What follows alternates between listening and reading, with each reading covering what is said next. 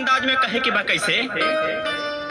हरे गड़ी गड़ी जाए, हरे गड़ी गड़ी जाए, हथवा में कलमिया गड़ी गड़ी जाए, हथवा में कलमिया गड़ी गड़ी जाए, हरे गड़ी गड़ी जाए, हो गड़ी गड़ी जाए, हथवा में कलमिया गड़ी गड़ी जाए, हथवा में कलमिया गड़ी गड़ी जाए, हथवा में कलमिया गड़ी गड़ी जाए।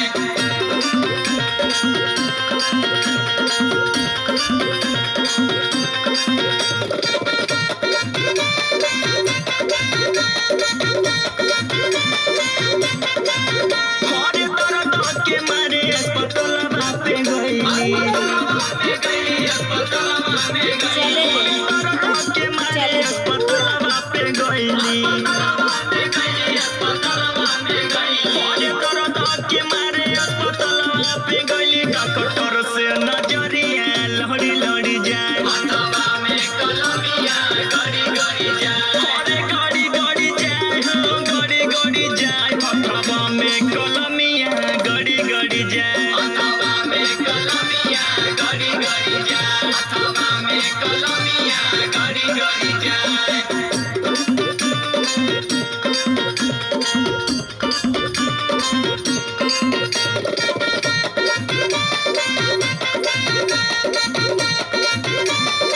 हरे दर्द के मारे ओझैती करैनी, ओझैती करैनी, ओझैती करैनी, हरे दर्द के मारे ओझैती करैनी, ओझैती करैनी, ओझैती करैनी, हरे दर्द के मारे ओझैती करैनी। ओझा जी से नजरिया लड़ी लड़ी जाए, हथवा में कलमिया गड़ी गड़ी जाए, हरे गड़ी गड़ी जाए, हो गड़ी गड़ी जाए,